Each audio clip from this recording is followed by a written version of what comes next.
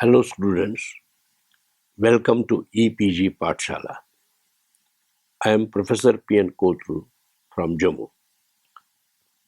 Today we are going to discuss about a module entitled Melt Growth under paper Crystallography and Crystal Growth. So students, let us see what we are going to learn in this module. We are going to learn crystal growth from pure molten phase. We will be having concept of normal freezing, crystal pulling, zone melting, and flame fusion growth techniques. We will discuss basic method of Czochralski pulling and the experimental arrangement for Czochralski growth. Kyropoulos technique of crystal growth, Dendrite method of crystal growth, Stepanov method of crystal growth, as defined, film-fed techniques of crystal growth, liquid encapsulation Czochralski technique of crystal growth. Growth from molten phase is the best method for growing large crystals of high perfection faster than any other method. Melt growth normally requires that the material melts congruently in the sense that it does not decompose below or near the melting point and has a manageable vapor pressure at its melting point. Melt growth may be divided into four main groups of techniques. Number one, normal freezing. In this technique, the ingot is gradually frozen from one end. Second, crystal pulling. In this method, the crystal is grown on a seed withdrawn from the melt. Number three, zone melting. In this technique, a molten zone is passed through an ingot. Number four, flame fusion or pedestal growth. In this technique, crystal grows below a melt which is fed from above. Melt growth is essentially a process of controlled solidification. Solidification involves change of state which can be described in terms of two processes, and that is nucleation and growth. Nucleation can be achieved from the melt itself or by introducing a seed crystal. In other words, nucleation can be homogeneous or heterogeneous. Material to be grown as single crystal is placed in a suitable container and then heated in a furnace above its melting point. The melt is then cooled from its equilibrium melting point to initiate growth. If seed is used, growth usually begins when the temperature is slightly below the equilibrium melting point. However, in the absence of seed crystal, the melt will generally supercool until a stable nucleus is formed. At the equilibrium state, the material is completely molten above the melting point and completely solid below the melting point. As such, the transition of material from its molten state to solid state is quite fast at this equilibrium state. The problem for the crystal grower is therefore to control this rate of transition from molten state to solid state in order to ensure that single crystals grow. To achieve this, a small volume of the melt is permitted at a time to pass through this transition temperature in order to achieve crystallization. It is necessary to have a temperature gradient with one part of the system above and the other part below the melting point having a uniform temperature gradient. In this method of growth, crystals usually grow most rapidly in certain crystallographic directions in which thermal conductivities are larger. It is on account of these reasons that growth from melt becomes primarily a problem of controlling temperatures and thermal gradients. There are several techniques by which this control can be achieved, and the prominent ones are Czochralski and other related techniques. Bridgman-Stockberger technique, growth by zone melting, and vernal flame fusion technique. Let us describe some more details of the prominent techniques falling in the group of Czochralski and some other related techniques of growth from the molten phase. Czochralski crystal pulling and other related techniques. We shall first discuss the basic crystal pulling methods. Here we describe processes which are often referred to as crystal pulling. Most of them involve relative motion of a seed crystal and the melt, so that the crystal is literally pulled from the melt. The process, as described by Czochralski in 1918, is the fastest melt growth method. Crystal pulling technique is also the method which can be used to produce the highest quality crystal from the point of view of perfection and homogeneity. Crystal pulling is applicable to materials which melt congruently, that is, the chemical composition of the solid and the melt in equilibrium cannot differ much. Crystal pulling is much faster as compared to another technique of growth from melt, that's the Bridgman method. Silicon slowly dissolves fused SiO2, but large quantities, more than 2,500 tons of silicon crystals, are pulled each year from silica crucibles. Crystal growth from the molten phase are the Czochralski pulling method, the technique of Kyropoulos, 1926-1930, which actually does not involve pulling, Dendrite methods, the method invented by Stepanov in 1969, and film-fed edge-defined growth. While the largest use of the Czochralski method is for the growth of silicon, it has been used for commercial growth of around 100 materials. Commercially available materials should be of large size with diameters of more than 50 mm. The largest size of silicon crystal grown by this method is more than 250 mm in diameter.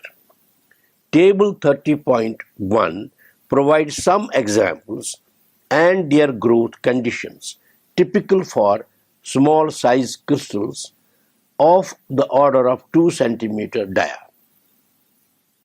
Now table 30.1 is divided into 6 columns. It offers examples of some crystals grown by Czochralski technique.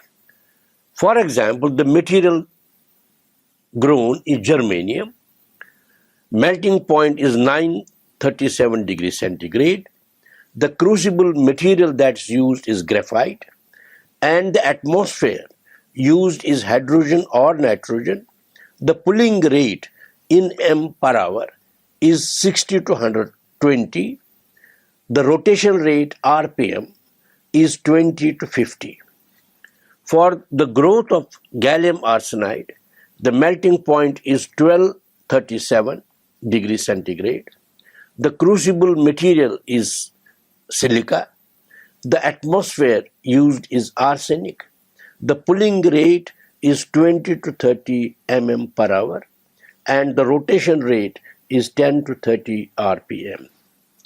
For the material LiNbO3 lithium niobate, the melting point is 1250 degrees centigrade. The crucible material is platinum. The atmosphere used is oxygen. The pulling rate is 3 to 8 mm per hour, and the rotation rate is 20 to 30 RPM. For silicon, the melting point is 1420 degrees centigrade. The crucible material is silica. The atmosphere is argon, and pulling rate is 100 to 200 mm per hour, whereas the rotation rate is maintained at 10 to 20 rpm. For the growth of calcium tungstate, that is CaWO4, the melting point is 1650 degrees centigrade. The crucible material is rhodium. Atmosphere is air. The pulling rate is maintained at 8 to 16 mm per hour. The rotation rate is 50 to 100 rpm. For the growth of Y3, Al5O12, the melting point is 1950. The crucible material is iridium. The atmosphere is nitrogen. The pulling rate is 1 to 3 mm per hour, and rotation rate in terms of RPM is 40 to 60. For the growth of Al2O3, the melting point is 2037 degrees centigrade. The crucible material is iridium. The atmosphere maintained is argon. The pulling rate is maintained at 1 to 3 mm per hour, and the rotation rate is 30 to 50 rpm. Basic method. The basic technique is simple as may be summarized below. Raise the temperature of the melt just a few degrees above the melting point. In a well-designed system, temperature difference, both radially as well as vertically, are maintained to the minimum possible. The crystal used as seed, which rotates slowly, is brought slowly into contact with the surface of the melt. When it is just in contact with the melt surface, the lowering of the seed crystal is stopped. The seed starts melting slowly and at a decreasing rate. It is ensured that the seed remains in contact with the melt. If the seed does not remain in contact with the melt surface, it means that the melt temperature is too high and is required to be brought to the optimum value. If it is observed that crystal growth has taken place, it means that the melt temperature is too low and needs to be increased until all the grown material and a tiny portion of the seed has melted. After waiting for a while, typically say about 1 to 3 minutes, pulling is started at a slow rate around half of the initial final value. New crystal should grow with a diameter that is less than the diameter of the seed. The rates of growth and rotation are increased to their final values. The diameter of the growing crystal should decrease. If it is desired to have dislocation-free crystal, a long, narrow neck is grown, the length of which depends on the material and the growth direction, normally about 5 to 10 times the seed diameter is an optimum length. On completion of the neck, the melt temperature is lowered slowly. The diameter of the crystal increases. The lowering of the melt temperature is stopped and the crystal starts attaining its final diameter. Growth at a constant diameter is maintained until the growth of crystal of the desired length has taken place. At this point, the growth is terminated. Termination of growth is achieved either by sharply increasing the pulling rate so as to break contact of crystal with the melt, or by increasing the melt temperature so as to bring down the diameter of the crystal slowly to zero. If changes are brought about rapidly, they can cause cracking of the crystal or becomes cause for dislocation formation in the crystal. After completion of the growth process, the system is cooled slowly. Constant diameter of the crystal is maintained by increasing or decreasing the power input to the melt. Increased power decreases the crystal diameter. Increasing either the growth rate or the seed rotation rate produces the same effect. In commercial production, all the stages after step number 3 and the final cooling procedure are carried out by automatic control system. In modern systems, actual diameter measurements are done directly. One type of system watches the crystal with a television camera and accordingly processes the signal to derive a diameter. experimental arrangement for Czochralski growth. This type of growth falls under a process in which crystal is grown on a seed withdrawn from the melt. The technique was originated by Czochralski in 1918 and so is named after him. Through this method, one can produce crystals weighing from several grams to many kilograms. All crystal pulling processes are based upon a technique developed by Czochralski.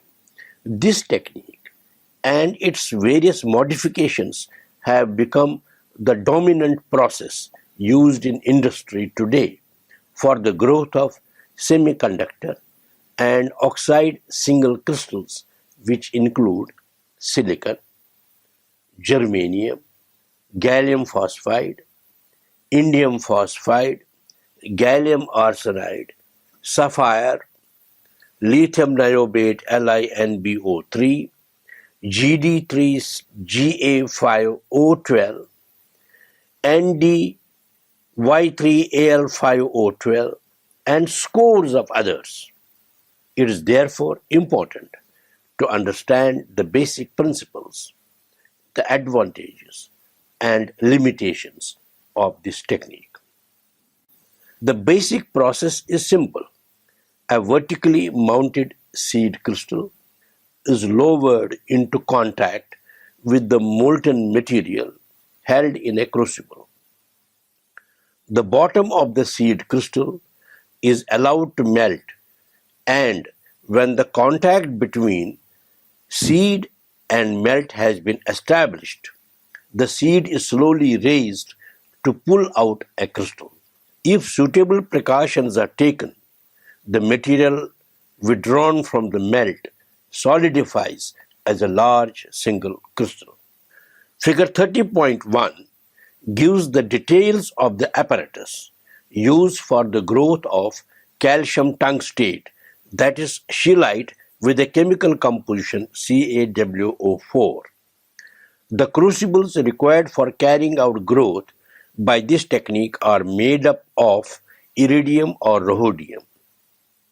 The reason for the strict use of these crucibles is the high melting point, which is even higher than the material to be grown.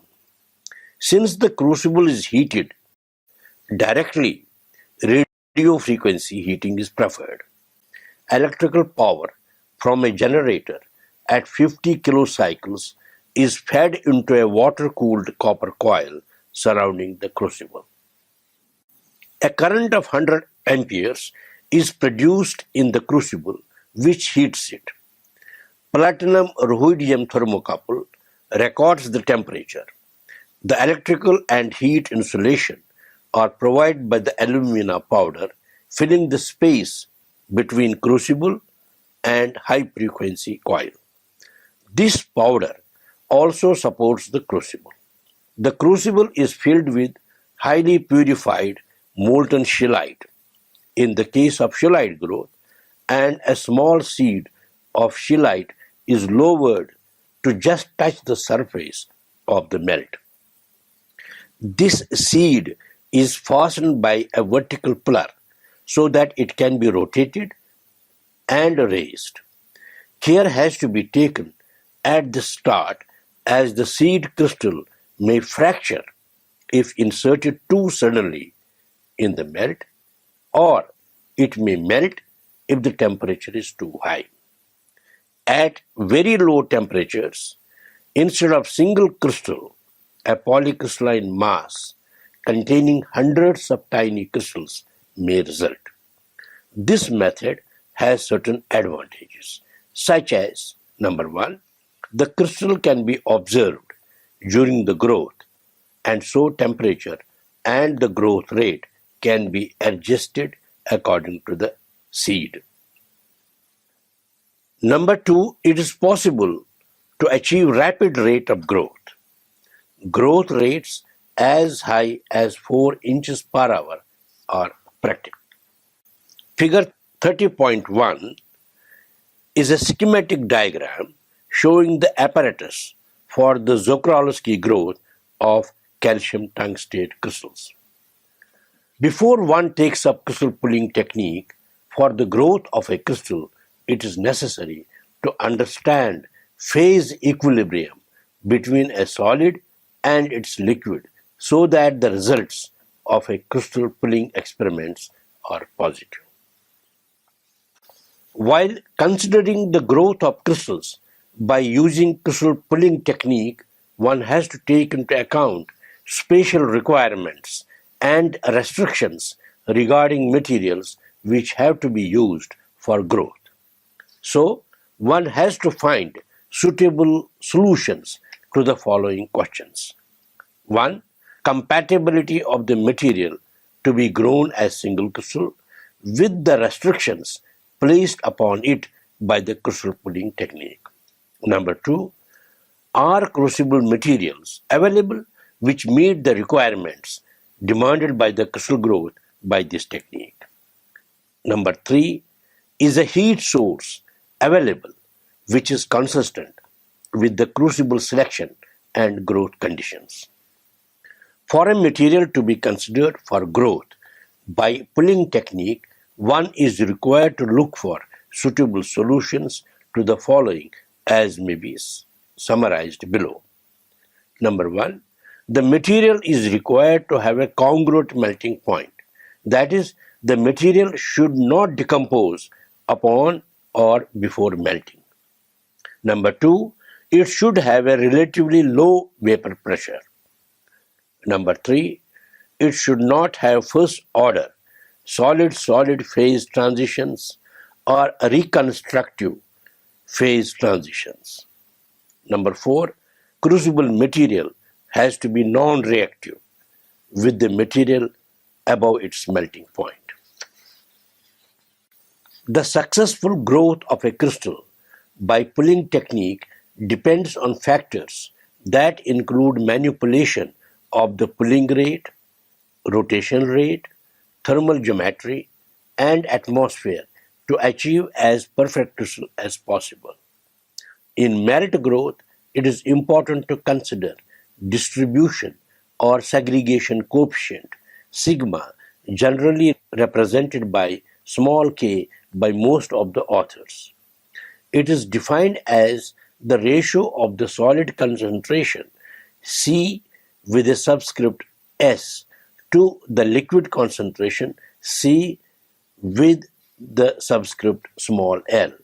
The more sigma differs from unity, the greater is the separation of the solid and liquid states, and the process of crystal pulling process become and more difficult.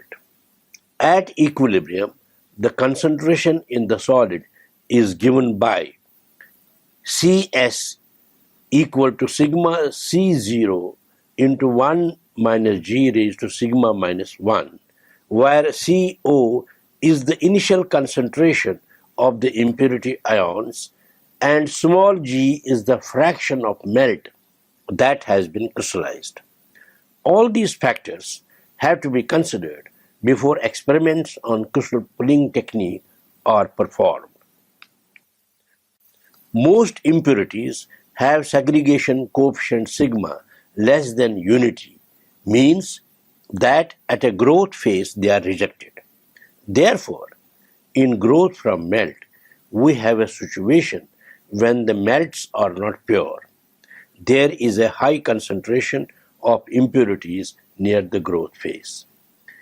These diffuse across the boundary layer into the bulk of the melt. So an impurity concentration gets created away from the growth phase for solutes with sigma less than 1. Within brackets, in the event of sigma greater than 1, the gradient is reversed. A gradient of melting point is created away from the growth phase. Impurities with sigma less than 1 decrease the melting point. However, those with sigma greater than 1 increase the melting point. The melting point increases across the boundary layer towards the bulk melt. Let the melting point or pure melt be capital T with a subscript MP. The actual melting point can be written as capital T with a subscript MP minus Mi Ci, while Ci is the concentration of impurity small I, which decreases the melting point by small m with a subscript small I per mole. Small m with a subscript small I for an ideal solution of a solute having segregation coefficient sigma I is given by Mi equal to capital R into the temperature T into 1 minus sigma I upon delta Si, where delta Si is change in entropy. Kyropoulos growth. The Czochralski growth method produces crystals with length to diameter ratios which greatly exceeds unity, and the diameters of the crystals rarely exceed half the crucible diameter.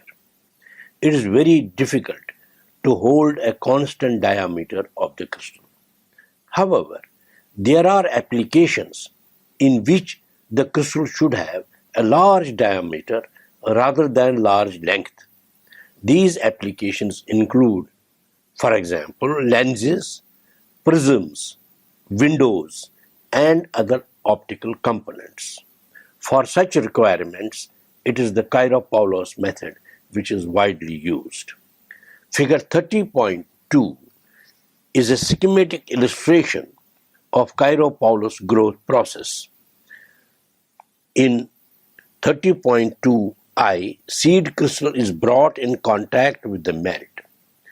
A small part of seed is melted and then cooling is started to give the situations as shown in figure 30.2, 2 and 3.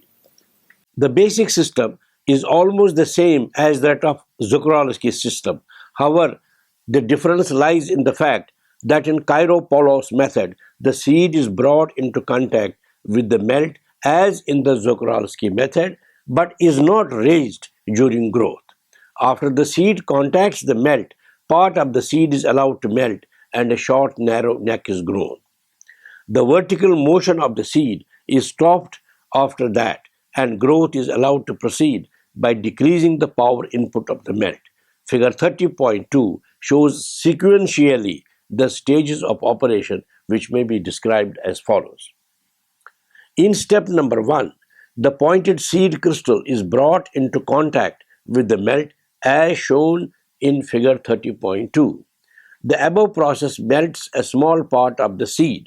The cooling is started, which leads to situations as shown in 1 and 2 of figure 30.2. In such a system, a simple control system is required, but it is necessary that the crucible has a suitable temperature distribution. The shape of the crystal grown depends strongly on the temperature distribution and the relative densities of the melt and crystal.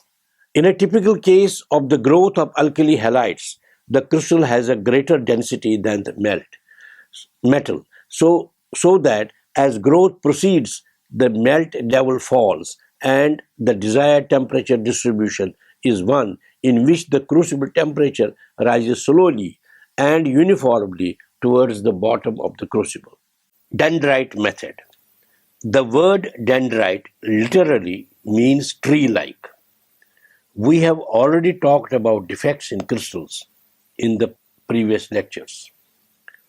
Planar defect, known as twinning, has been described. Twinning can be formed by rotation or refraction. Presence of a twin plane provides a permanent ledge on a growth phase which becomes a source for rapid growth. Figure 30.3 shows dendrite structures for crystals exhibiting diamond and zinc blende lattices. On a growth phase, as illustrated in this figure, the growth rate is directly proportional to the melt supercooling delta T. The growth rate F can be shown to be governed by the expression F equal to capital A capital K with a subscript L, delta TB over W rho L, where KL is the thermal conductivity of the melt, W is the thickness of the dendrite, and capital A is nearly 0.7 if no heat is conducted by the dendrite. In practice, values of capital A are about 0.9. A typical growth rate for a dendrite 0.5 mm thick with delta TB, which is the supercooling of the bulk of the melt, is 3 mm per second. In both theory and practice, the thickness depends on the rate of growth, which is the rate at which the seed is withdrawn. The general procedure is to lower a dendrite seed so that it just touches the surface of a melt, which is just above the melting point. The seed is left to attain equilibrium, and the melt is then cooled rapidly by about 20 degrees centigrade. After waiting for a while, pulling is started. Taking the example of a typical case, a pulling rate of 100 mm per second gives dendrites 0.2 to 0.4 mm thick. The dendrite surfaces are almost perfect, and as such, the thin dendrites can be rolled on to a drum of about 0.5 m in diameter. Germanium dendrites having thickness of about 0.5 mm can be wrapped around drums of 10 cm dia without breaking, provided that their surfaces are scratchless. Dermatis and Fast in 1962 modified the process by using two dendrite seeds to grow a pair of dendrites which support a thin sheet of crystal between them, as is illustrated in figure 30.4. With the help of this procedure, wider sheets can be grown. This technique is also known as web technique. Through this technique, it is possible to produce crystals with dislocation densities of more than 10 raised to the power 3 per square centimeter. However, by controlling the temperature gradients, stable growth with dislocation densities of about 100 per square centimeter was achieved by Barnett et al. In 1971. The high rate of growth in dendrite technique appears to be quite attractive, but purity of the material grow is an issue which raises some concern. Most impurities will have effective segregation coefficients nearing unity when grown from unstirred melts at the rates used in dendrite growth. Figure 30.3 is a schematic illustration of dendrite structure. In A shows a stable multi-twin dendrite, and in B is an unstable single twin dendrite. Figure 30.4 is a schematic diagram showing the use of two dendrites to support a web of untwinned growth. The Stepanov method.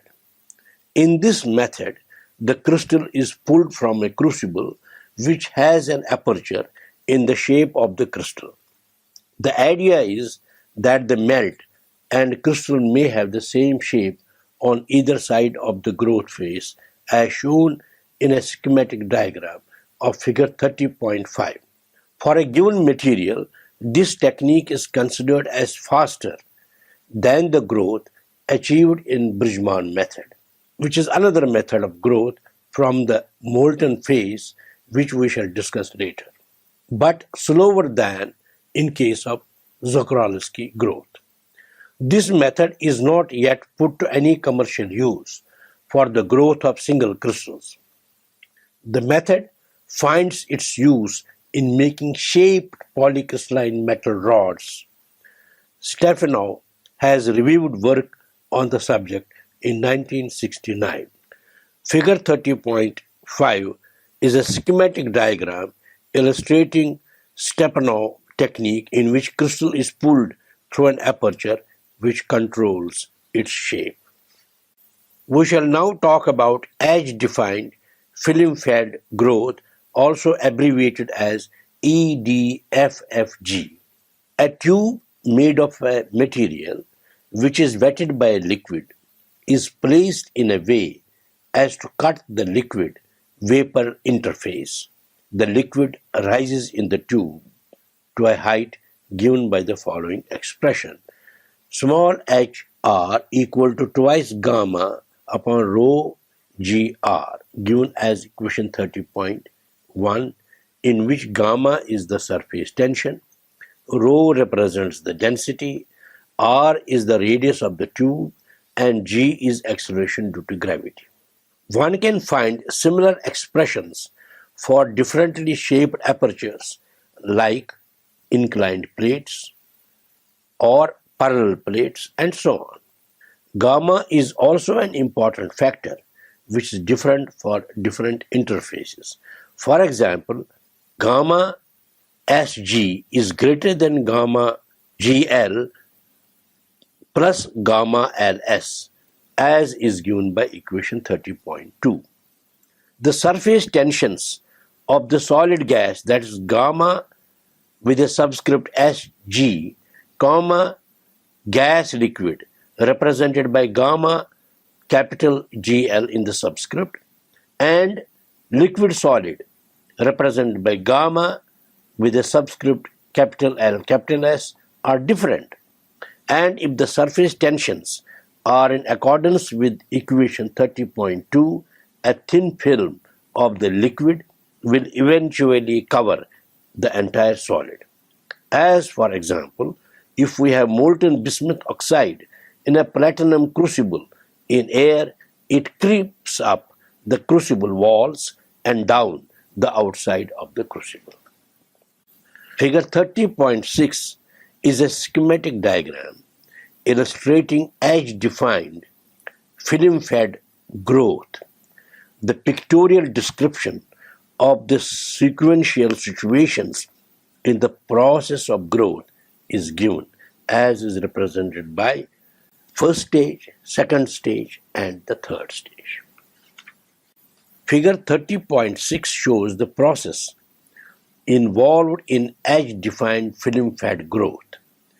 In figure 30.6, first, the melt which wets the dye is drawn up in the central capillary. We should have a radius less than twice gamma upon rho gh, rho being density of melt and h the length of the capillary, and gamma the surface tension of melt. Figure 30.6 second shows that when the pointed seed is brought into contact with the melt, it is pulled up and the melt is cooled slightly to permit the size of the crystal to increase, and figure 30.6 third shows a stage when finally the crystal reaches the size of the die. The process of edge-defined film-fed growth proceeds as shown in figure 30.6. In order that the operation of the system works satisfactorily, the holes in the die should have the lengths that's represented by small h and radii represented by small r, such that h, small h, is less than h with a subscript small r, where h with a subscript r should be defined by equation number 30.1. The process involved in EDFFG is schematically described by figure 30.6. The process relies on creep to cover the top surface of the die. The melt from which the crystal grows flows up the capillary and then horizontally in the thicker layer between the top of the die and the growth phase. The method has advantages only when the crystals have at least one small dimension, That is, it can be used to grow sheets and tubes. On account of the fact that the growth is rapid, it does not yield high quality crystals. In this method, the dye has to be wetted by the melt, which indicates that some dissolution will take place. There is also absence of stirring and the growth is quite high, the typical growth rate being 20 to 40 mm per minute in case of Al2O3. These factors act against the purity of the material. We shall now talk about liquid encapsulation Czochralski, abbreviated as LEC growth. When crystals having volatile components are to be grown, a different set of problems come up. LEC is a technique which falls under the category of crystal pulling techniques, which has been developed to overcome one of the main material limitations of crystal pulling, namely that the material to be grown is required to have a relatively low vapor pressure. It is widely used for the growth of 3,5 semiconductor compounds such as gallium arsenide, indium phosphide, and gallium phosphide. Consider growth of gallium arsenide, the solid with the maximum melting point to the tune of 1238 degrees centigrade is in equilibrium with arsenic vapor with a partial pressure of about 1 atmosphere. The arsenic vapor needed is mostly As2. Arsenic vapor at a partial pressure of 1 atmosphere can be provided by an arsenic source maintained at a temperature of 612 degrees centigrade, and the system should not contain any region cooler than the arsenic source. Different type of pulling systems have been used which allow the provision of partial vapor pressure. These include sealed systems with magnetic coupling to have pulling and rotation as required. Systems with liquid seals, for example, boric oxide or close-fitting piston-type seals. However, the only method used on a large scale is liquid encapsulation. The apparatus for liquid encapsulation, that is Czochralski, abbreviated as LEC growth, is available commercially. Figure 30.7 is a schematic diagram illustrating liquid encapsulation Czochralski LEC growth in stages as shown by A, B, and C. The basic requirement of the method is to have no vapor phase. The crystal and the melt surface are covered with a liquid film as shown in figures 30.7 and 30.8. The growth chamber is filled with an inert gas at a pressure in excess of the sum of the maximum partial pressures of the volatile components. The encapsulant is required to have some specific properties which include the following. A. It should be inert with respect to the melt, crystal, and crucible. B. It should have sufficient viscosity so that it adheres to the growing crystal, but at the growth temperature, it should be sufficiently fluid so that the crystal can be rotated with respect to the melt. And C. On cooling the crystal, the encapsulant should not damage the crystal, and the encapsulant should be such as to be easily removable from the grown crystal without damaging the crystal. Figure 30.8 is a schematic diagram illustrating typical arrangement for liquid encapsulated crystal growth of gallium arsenide. The most frequently used encapsulant is boric oxide. Molten B2O2 freezes to yield a crystalline solid at about 450 degrees centigrade, but could be supercooled to nearly 300 degrees centigrade where it solidifies as a vitreous solid. The following steps describe the process as illustrated in figure 30.7. The material to be grown and the encapsulant are placed in the crucible, which is heated by an RF field. The encapsulant melts first, and a layer of encapsulant separates the melt from the crucible as illustrated in figure 30.7a. The seed crystal is brought to the melt surface as shown in figure 30.7b. The growth then proceeds as usual, see figure 30.7c, but the crystal is covered by a layer of encapsulant which prevents it from decomposition. The crucible and RF coils are placed in pressure vessel. The pressure is required to be more than the sum of the maximum partial pressures of volatile components. However, this pressure should also not exceed beyond a particular limit. Heat transfer by convection increases with pressure, and at high pressures, the rate of transfer is time dependent. Figure 30.8 shows experimental arrangement for the growth of gallium arsenide by liquid encapsulation technique.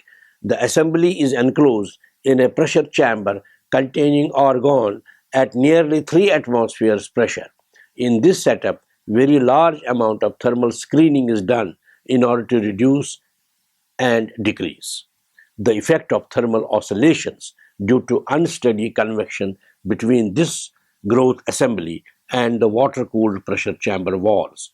This technique overcomes a primary deficiency in crystal pulling and extends the usefulness of this technique to other materials. It, however, introduces several additional problems. One of the main problems is the addition of a second liquid layer above the first. If the encapsulant is too thick, it will act as a thermal blanket, thereby making growth more difficult. If it is too thin, it will not be able to hold the volatile component, which is likely to result in the melt stoichiometry problems. In this technique, the crystal has to be pulled through the encapsulant layer. There is every danger of improper draining of the encapsulant from the crystal, thus causing cracking during cool down. There is also a problem which is associated with the encapsulant, and this is contamination. Small particles in the melt have a tendency to get trapped within the encapsulating layer, which impairs visibility. Conversely, some of the encapsulant may get dissolved into the melt and act as an impurity ion. In spite of these problems, gallium phosphide can be grown in weight ranges of 2 to 5 kg by this technique and has acquired the status of being commercial production process. So students, let us summarize what we have learned in this module. Crystal growth from pure molten phase is discussed. The concept of normal freezing, crystal pulling, zone melting, and flame fusion growth techniques are explained. Basic method of Czochralski pulling for the growth of crystals is described. The experimental arrangement for Czochralski growth is described. Other techniques of crystal growth from the molten phase, namely Kyropoulos, Dendrite, ash-defined film-fed abbreviated as EDFFG, and liquid encapsulation Czochralski techniques of crystal growth are described and discussed.